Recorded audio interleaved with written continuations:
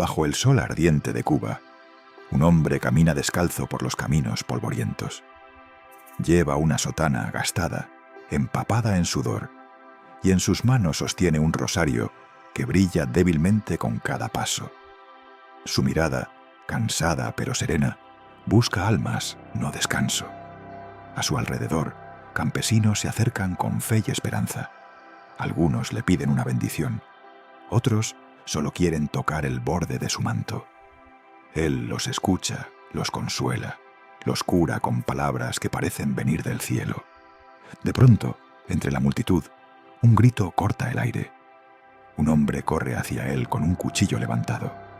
El pueblo se estremece, el caos estalla. Pero el obispo no se mueve, solo alza la vista, mira al agresor con compasión y murmura: «Señor, perdónalo, porque no sabe lo que hace». El atacante cae de rodillas, llorando. El silencio se hace profundo, como si el mismo cielo contuviera el aliento. Pero para entender cómo aquel humilde hijo de un tejedor llegó a ser perseguido por su amor a Dios, debemos volver al principio. Era una España convulsa, cansada de guerras y revoluciones. El siglo XIX se abría entre el ruido de las fábricas y el silencio de las iglesias vacías. El humo del progreso industrial cubría los pueblos, mientras el alma del país se perdía entre el materialismo y la desesperanza. Los campesinos vivían en la pobreza, los ricos se alejaban del Evangelio, y la fe, que antes había sido el corazón de España, parecía apagarse lentamente. Las antiguas costumbres religiosas eran vistas como algo del pasado, y la voz de los sacerdotes apenas se escuchaba entre el bullicio de las calles. Pero en medio de esa oscuridad, Dios preparaba una respuesta.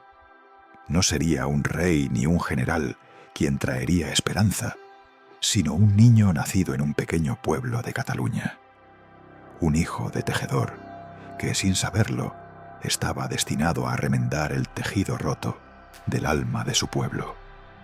A veces, cuando el mundo parece más perdido, es cuando Dios empieza a tejer en silencio su obra más grande. Antonio María Claret nació en 1807 en Salent, un pequeño pueblo de Cataluña, rodeado de montañas y talleres de telares. Su padre era tejedor, y desde niño Antonio pasaba horas observando cómo los hilos se entrelazaban para formar un solo tejido. Aquel arte sencillo le enseñó sin saberlo una gran lección: que la vida, como la tela, se construye uniendo con paciencia cada hilo de amor, de fe y de sacrificio. Era un niño curioso, de mirada profunda y corazón sensible. Mientras otros jugaban, él se retiraba a rezar en silencio o caminaba por los campos contemplando el amanecer. Decía que en el canto de los pájaros y en el viento del amanecer escuchaba la voz de Dios. Su familia, humilde y devota, le enseñó el valor del trabajo, la oración y la honestidad. Pero en su corazón ya ardía una llama diferente. Una noche, mientras el fuego del taller iluminaba la estancia, sintió algo profundo, una voz interior que le decía: «Mi espíritu está sobre ti». Desde aquel instante, su vida cambió. Sin comprender del todo por qué, supo que había nacido para algo más grande que sí mismo. El joven Antonio dejó su pequeño pueblo para buscar un futuro en la gran ciudad de Barcelona. Soñaba con prosperar como tejedor, seguir el oficio de su padre y abrir su propio taller.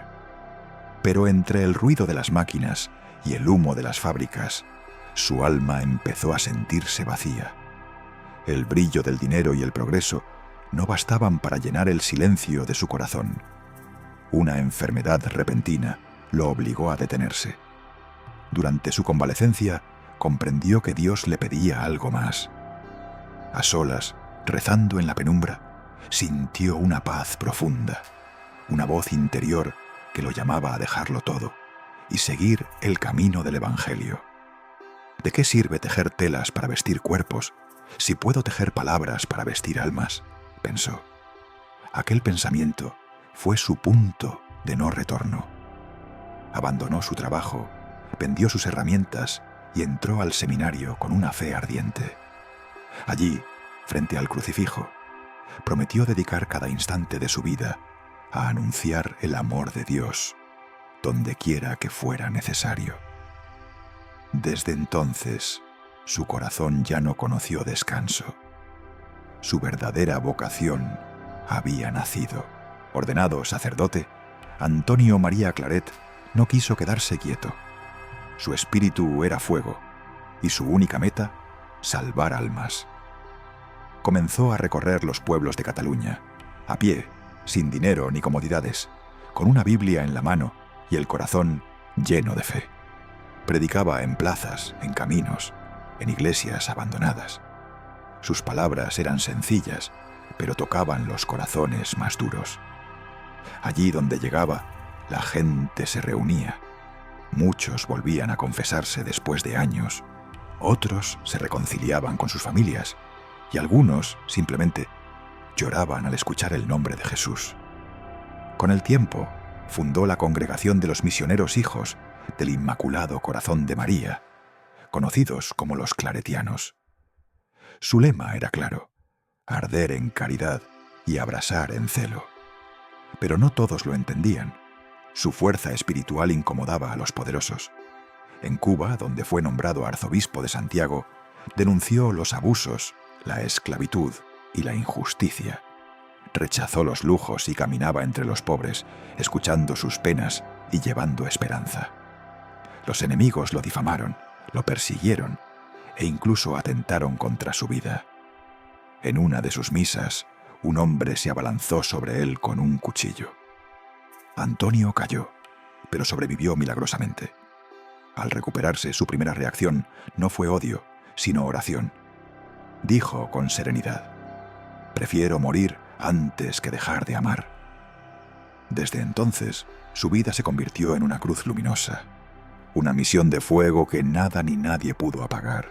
Decían que donde iba el padre Claret, algo sobrenatural ocurría. No por espectáculo, sino porque su vida misma era un milagro continuo. Muchos aseguraban que su palabra tenía poder. Enfermos sanaban, pecadores se convertían, y los corazones fríos volvían a arder. Se cuenta que en más de una ocasión fue visto predicando en 2 lugares distintos al mismo tiempo. Los testigos lo juraban. Mientras hablaba en un pueblo, otros lo veían misionando a kilómetros de distancia. Aquello, decían, solo podía explicarse por un don divino. Otros narraban que, al celebrar la Eucaristía, su rostro se encendía con una luz ardiente y un calor sobrenatural emanaba de su pecho. Él mismo lo describió con sencillez: «El amor de Dios me quema por dentro». Pero más allá de los milagros, su mayor prodigio fue su palabra. Escribió cientos de libros, folletos y homilías, convencido de que cada página podía ser un puente hacia Dios. Predicaba que la fe debía vivirse con alegría, que el amor no era una idea, sino una acción diaria, silenciosa y constante. Su devoción al Inmaculado Corazón de María lo guiaba en todo. Decía que la Virgen era el camino más tierno y seguro hacia Cristo. Y a quien le preguntaba por qué predicaba sin descanso, respondía con serenidad: «Porque mientras quede una sola alma sin conocer el amor de Dios, no puedo detenerme». Su legado no fue solo religioso, sino profundamente humano, un llamado a amar sin medida y servir sin miedo. Los últimos años de la vida de San Antonio María Claret fueron de silencio, cansancio y profunda unión con Dios. Perseguido por sus enemigos y enfermo, se vio obligado a abandonar España. Cruzó los Pirineos y se refugió en el monasterio cisterciense de Fontfroid, en el sur de Francia. Allí, entre muros fríos y oraciones monásticas, encontró la paz que tanto había buscado. Pasaba horas en la capilla, débil pero sereno, rezando por la Iglesia, por sus misioneros y por todos los que alguna vez lo habían herido. Sabía que su hora se acercaba. El 24 de octubre de 1870, al amanecer, pidió que le leyeran el Evangelio y pronunció sus últimas palabras: «Padre, en tus manos encomiendo mi espíritu». El silencio llenó la celda. Los monjes vieron en su rostro una expresión de luz, como si hubiera encontrado el rostro de aquel al que había amado sin medida. Después de su muerte, su fama de santidad se extendió rápidamente. Los fieles comenzaron a invocarlo, los milagros se multiplicaron, y su obra misionera siguió creciendo en todo el mundo a través de los claretianos.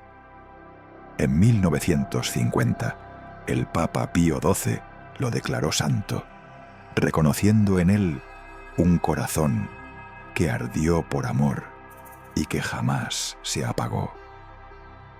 Aún hoy, su tumba es lugar de peregrinación y consuelo, un espacio donde muchos sienten que aquel fuego sigue vivo.